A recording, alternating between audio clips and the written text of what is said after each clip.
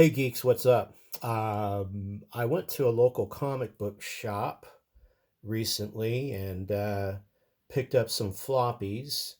Those are floppies that I have been following certain series, and I've also been known to just grab stuff that looks interesting. I also wanted to check some of their back issue stock for some of the things that I am trying to collect. And I found this interesting gem. We're going to go through this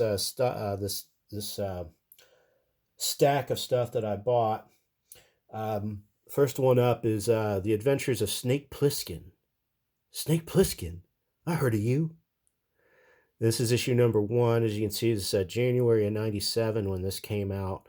I didn't know that this comic existed, but I think the world's a better place that it does exist. So looking forward to reading that.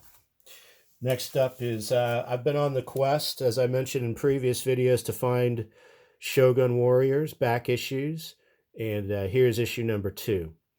Um, I think I have this issue in my long boxes somewhere, but better safe than sorry. Um, gotta love that cover. These came out before the Transformers did. They were based on a Japanese toy line, of which I had a couple of these. They were like 16 inch tall giant robots that shot like plastic rockets and so forth. The one that I had is not on this cover. Picked this up at prices. Oh, there it is. $12 this baby cost me. Got it at Dr. No Comics. Um, yeah, good shop. Glad that I found this. Starting to piece together that collection. I found one other. Issue number 4. Menace of the Mech Monster. It's Combatra Times 5.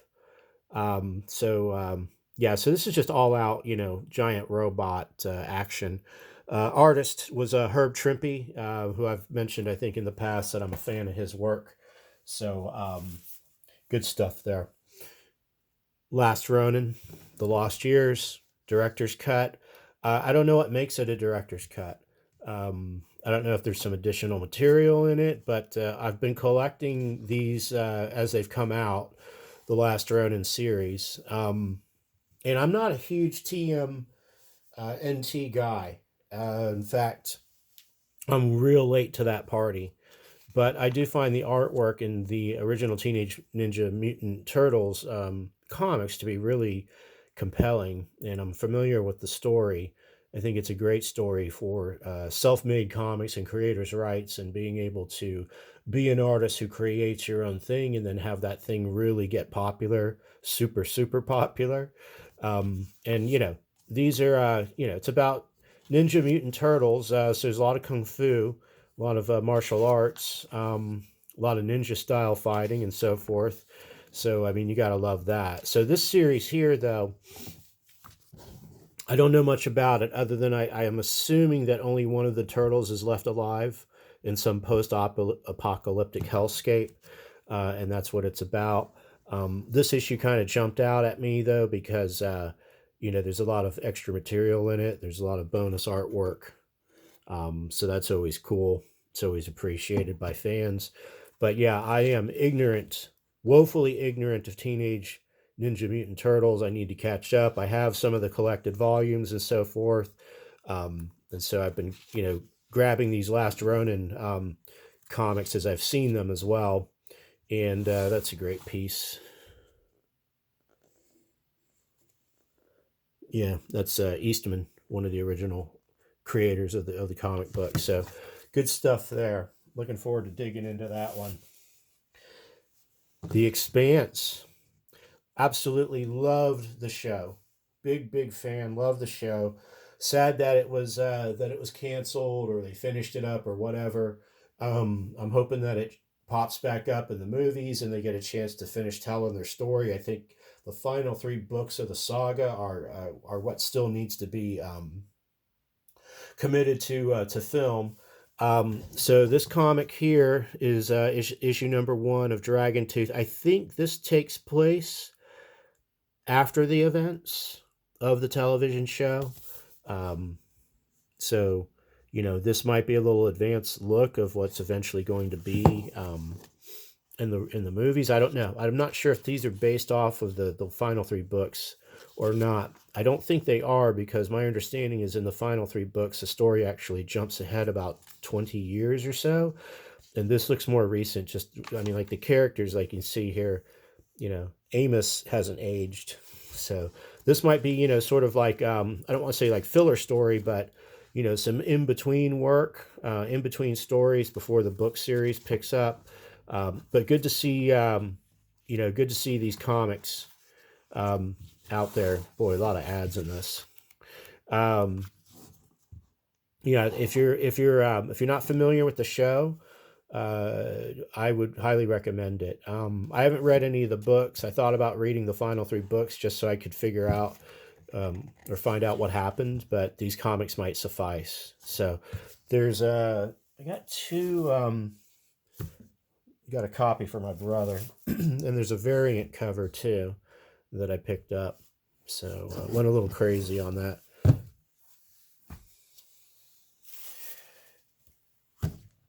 Blue Book issue 3. So I don't know a lot about this book either, other than Project Blue Book was the U.S. Air Force's official UFO investigation program. I believe it ran in the late 50s to middle 60s, maybe even late 60s. And they studied a number of UFO cases that came into their office that were reported by pilots and ordinary citizens and so forth over the years, and they concluded that UFOs aren't real. So this book clearly, because of its title, has something to do with that, but it's a fictional account. I'm sure there's been several TV shows around Blue Book, most notably recently on the History Channel. There was also a Blue Book TV series on NBC back in the 80s. It was about 2 guys that were working for the project.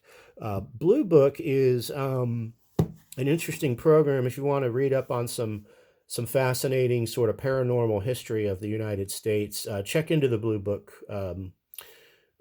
situation. There's several books that have been written about it. Dr. J. Allen Hynek was the lead scientist, and he has a very interesting history and relationship with that program in terms of how he was brought on board basically to debunk a lot of the sightings, which he did, which was easy to do because most of them were misidentified situations. But he eventually came to the conclusion there was something more going on than a lot of misidentified aircraft. And the Air Force didn't agree with those conclusions. And so they had pressured him to sort of change his outcomes of those cases, which he also didn't feel like doing so much. Eventually, he split from Blue Book because they didn't see eye to eye.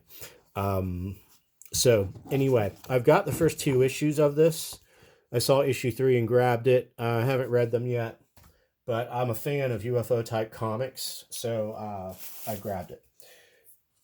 Frank Frazetta's Death Dealer. This is a back issue I picked up. This is published by Opus Comics. This is issue number 11. So I haven't read this title either. You're detecting a theme here. I haven't read this one yet, but Death Dealer was a famous painting that Frank Frazetta did, which I used to just ponder over when I was a kid. It's on the cover, I think, of one of the Molly Hatchet albums, might be Flirting with Disaster. So if you want to do an internet search, just do Frank Frazetta Death Dealer or Molly Hatchet album covers, you'll see it. This is basically what the Death Dealer, I think he looks like. So I don't know what the storyline of this book is, but anything that's got Frank Frazetta involved, who is deceased, I'm down with checking it out. So I just started scooping up a bunch of these back issues because the covers are just so cool. The covers are fantastic. So this is issue 7. This is issue number 8. This is issue number 9. And I don't know if these are actually Frazetta covers, or I mean painted, you know, because it's based on his paintings. Um, and I've seen a lot of Frazetta work. I think these are done in the Frazetta style, though, certainly. And then this here was a special issue. It's the cover gallery. So, this is his epic sword and sorcery, barbarian, fantasy stuff, clearly. So I don't know anything about the plot or the character of the Death Dealer, but apparently Opus was kind of a cool Kirby-esque cover.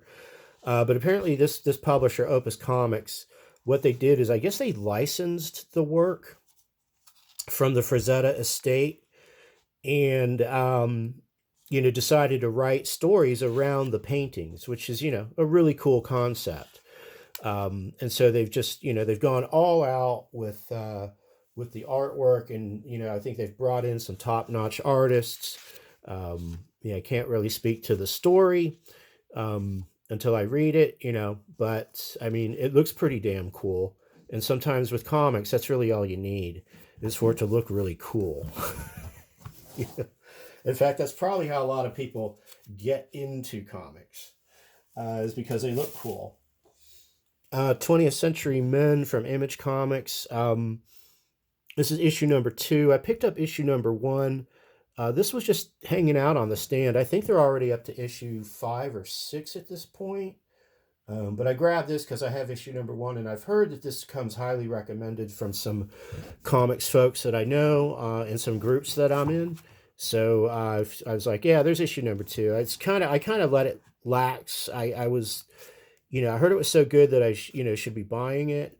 But it just didn't stay on my radar. So I haven't made it a point to go and get issues, but I found number 2. So if I like the first 2, yeah, I'm probably going to go and search out, get up to speed on whatever issues are current. This is another Frazetta comic from Opus, Dawn Attack. So Dawn Attack is another painting that Frazetta did that was kind of famous, and so they built a comic around it. Now these I have been collecting. This is issue number 3. I've got issue number 1 and issue number 2. And again, it's just top-notch sci-fi fantasy. This one, I think, does combine sort of science fiction elements with fantasy. So I think, eventually you'll see some ray guns in here, maybe some spaceships. And so, yeah, here you go. So clearly a spaceship there, so that's a really cool genre where you're just kind of mixing sword and sorcery with sci-fi spaceships and that type of, all of the tropes that go along with that. That's just a lot of fun, fertile ground for story. A lot of different elements that you can play with. So, yeah, I mean, cool looking book. I think these Frazetta comics have legs. I think these are going to be, I don't know what the numbers are. I don't track sales figures, but, I think down the road they're probably going to be worth something. Godzilla, the Best of King Ghidorah. So, I like Godzilla. I like kaiju movies. I haven't been so much of a fan of kaiju and Godzilla in comics, though.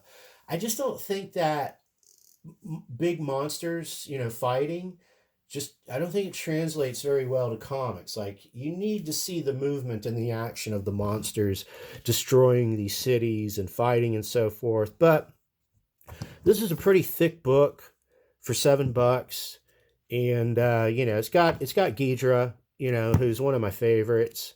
Definitely, probably my favorite kaiju villain monster. And I thought, yeah, I thumbed through it, and I just thought, it's got some good kaiju action. So I figured I'd pick it up and check it out and give Kaiju Comics another shot, and who knows, maybe I'll start collecting them again. I mean, I like giant robots, but I don't know. Giant robot comics definitely work for me.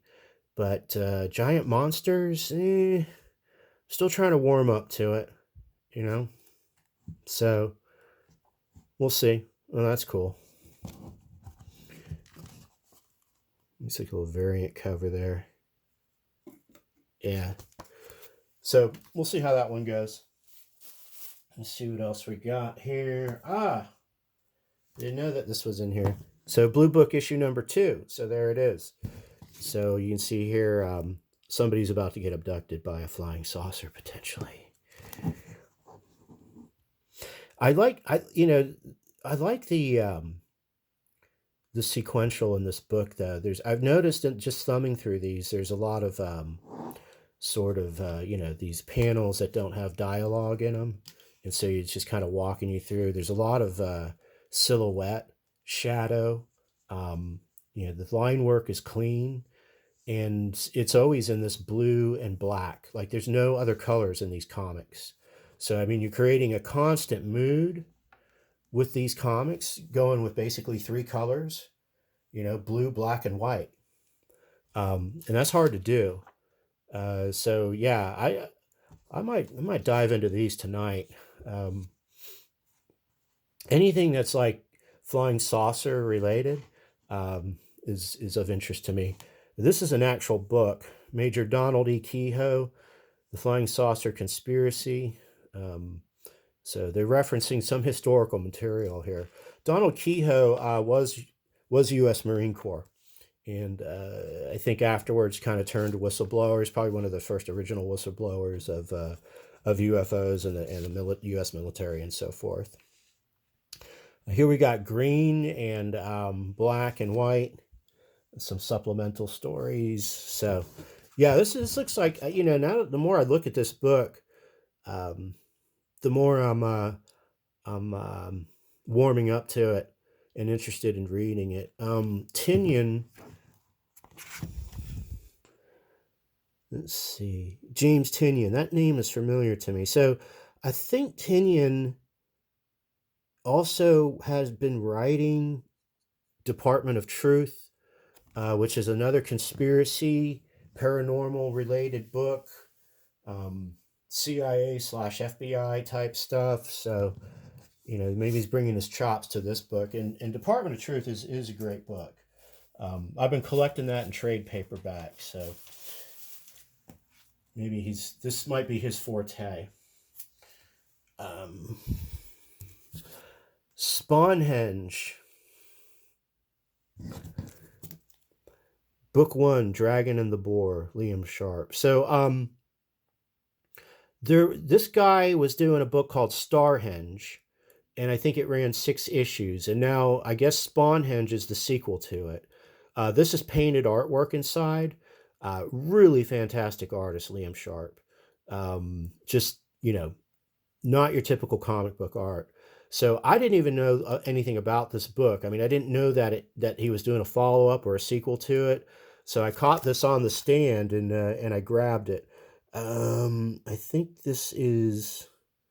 I don't know if this is a variant or not. I've got to do some more research on what the heck is going on. There's so many comics out there, like you don't even know. It's hard to just even keep up with what's going on. I've when I was collecting when I was a kid, you had maybe 20 titles that you could follow pretty consistently because it was mostly Marvel and DC, and then some of the independent companies started to come around, like Eclipse and Pacific Comics, and Malibu Comics, when I was in the game. So that kind of upped the ante, but a lot of those books I wasn't really that interested in because I was still kind of locked into the Marvel and DC, headspace. But now you go into a comic book shop who sells, new monthly comics, and it's just overwhelming the stuff that you have to choose from. So there's a lot of problems with the industry, and mostly those problems are with Marvel and DC. But if you're a comic fan who likes to read monthly books, this is a great time to be, involved in it. There's a lot of different stuff. There's a lot of material really for everybody's tastes, and that's a good thing. This book was hanging out in there, Ro-Busters. So this is from England. This is a British creation, and it usually I think was showing up in 2000 AD, which is a monthly comic magazine, most famous for where Judge Dredd comics were appearing in the UK. I first came across this particular group I guess you could say superheroes, in England, in Forbidden Planet, when I was going through their stack of comics. And it's always in black and white as far as I know. I've never seen these in color. But the artwork is really cool. So it's like black and white, really good pen and ink work, robot themed comics. I'm all in. You know, sort of just the Gonzo type of futuristic stories that 2000 AD was known for. And it was only $8, so I couldn't resist it. Yeah, I was like, well, yeah, I'll grab that for $8.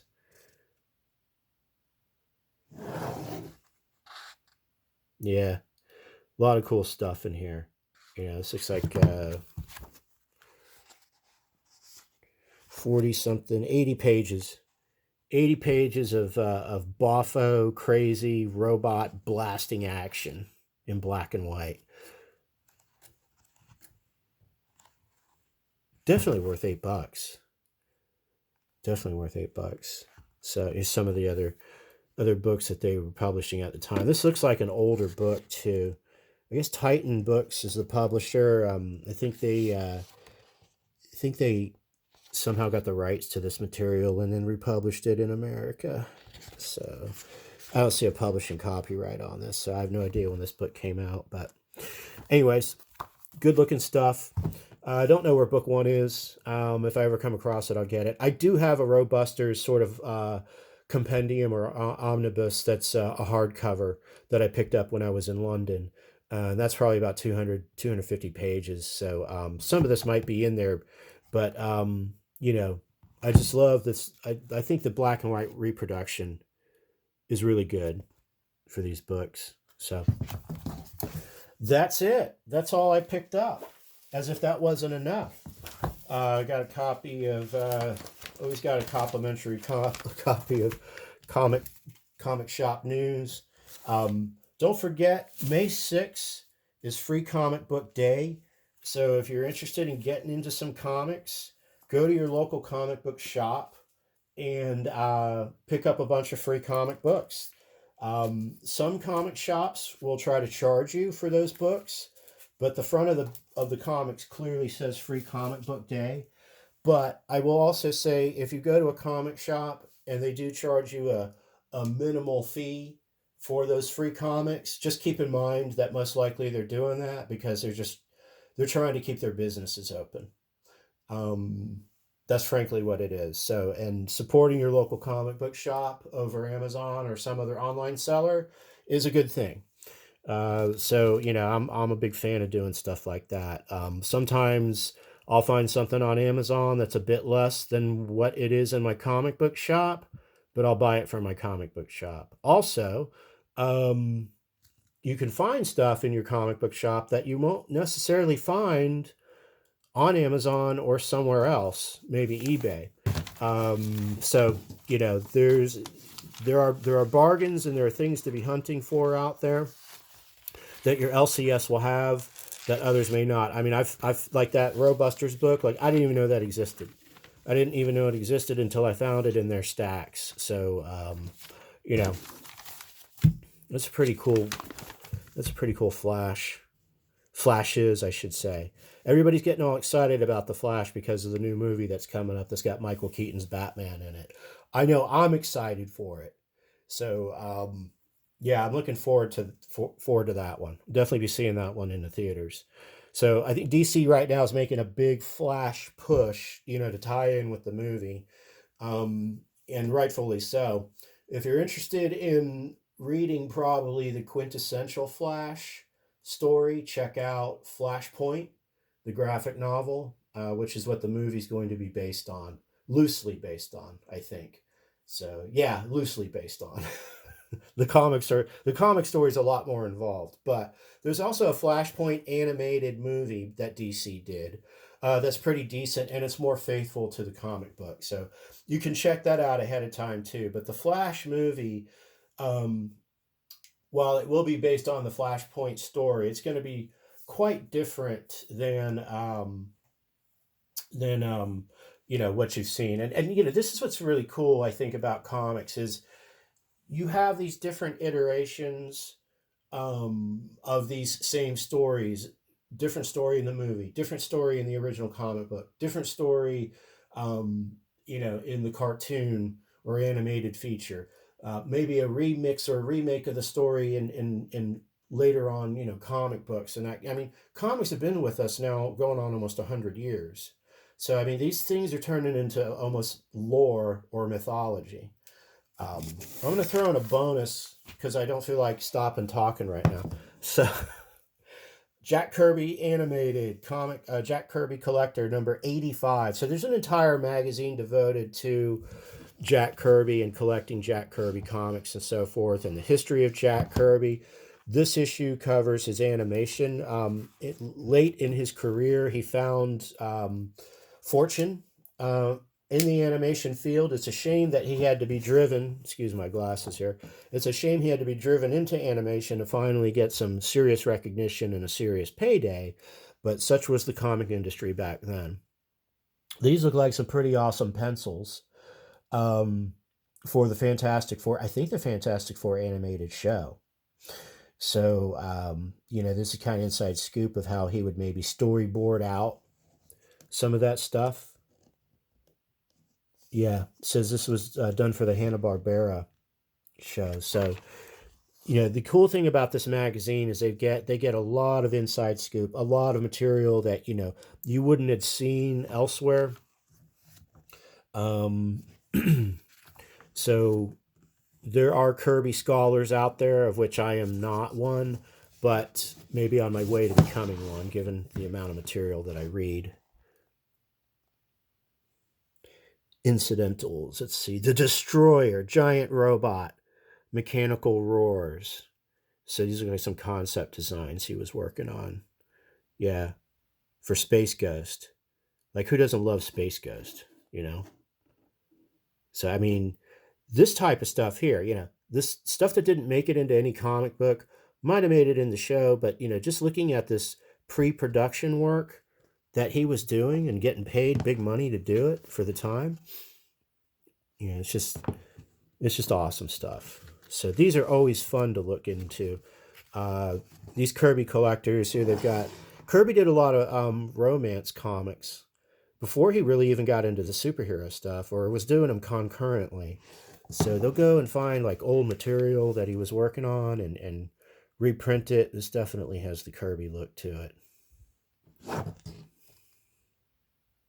Yeah. Yep. The King Kirby. Check out that jet. That's cool.